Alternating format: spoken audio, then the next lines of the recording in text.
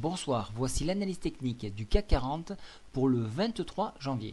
Alors ce matin, donc 22, on a eu un décrochage du CAC 40 de l'ensemble des indices en raison de la Deutsche Bank où on émettait du moins une alerte. Alors une alerte, ça peut être sur les chiffres, ça peut être sur divers plans, mais en tout cas une alerte qui a d'ailleurs été démentie.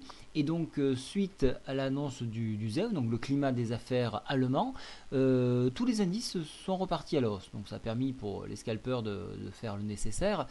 Qu'est-ce qu'il faut retenir de cette chose? C'est que on sent une petite fragilité au niveau de l'Europe et le moindre pète au niveau bancaire a tout de suite une répercussion. Alors après, donc dans l'après-midi, on s'est focalisé sur d'autres points, dont notamment l'Espagne, avec la balance commerciale toujours déficitaire. On notera également que la reprise molle qu'il y avait aux USA est toujours molle, voire complètement à plat, puisque nous avons au niveau des chiffres sur l'immobilier, donc toujours des statistiques rouges. Donc ce n'est pas encore la reprise comme on a pu nous le dire. Pour demain, donc au niveau du calendrier économique, il faut être vigilant sur le rapport mensuel de la BOJ. Donc que va décider le Japon? Injection massive, poursuite de cette injection massive. Après, on va suivre le taux de chômage en Grande-Bretagne qui avait été fortement en hausse le mois dernier. Donc ça sera à 10h30. Je reviens sur 8h45, une enquête sur les entreprises françaises. On va voir si le climat des affaires, l'ambiance, le ressenti des entreprises est toujours positif. On notera également en Angleterre, aux US, les demandes d'hypothèques qui sont intéressantes, mais surtout l'indice Redbook, ça c'est important.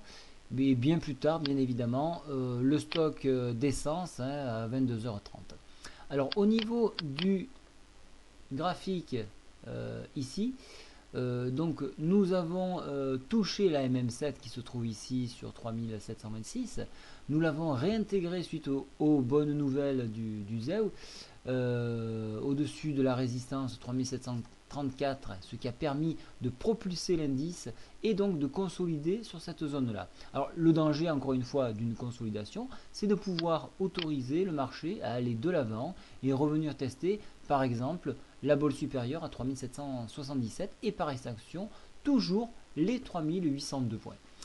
Au niveau, alors donc graphiquement, la configuration est toujours haussière, même si le zigzag a basculé ici, ce ne donne pas une tendance baissière. Au niveau en revanche des indicateurs techniques, on peut remarquer que la divergence RSI donne bien une note négative. Donc ça fait donc on était repassé en neutre, on repasse à nouveau en négatif, donc on sent que ça hésite de plus en plus et ça monte au forceps. Au niveau de la MACD, on allait recroiser à la hausse et regardez ça, on s'écarte à nouveau, donc attention, on pourra avoir un nouveau mouvement baissier qui se mettrait en place. Vous voyez qu'on a des choses complètement contradictoires entre l'analyse technique et l'analyse graphique. Au niveau du stochastique, quant à lui, toujours en surachat, aimerait croiser pour donner une tendance plutôt baissière. Mais vu qu'on est en surachat, effectivement, on a besoin de souffler. Au niveau du Force Index, les bears ont repris la main et ont imposé leurs pattes sur les bulles en franchissant notamment cette oblique que je vous avais tracée, une oblique de référence. Voilà, donc indicateur donne vraiment quelque chose de négatif et graphique donne quelque chose de plutôt positif. Donc je suis encore une fois assez neutre, je joue sur des niveaux de repli comme des niveaux de points hauts et en attendant je tiens le CAC en tenaille. Voilà, je vous souhaite à tous une très bonne soirée, au revoir.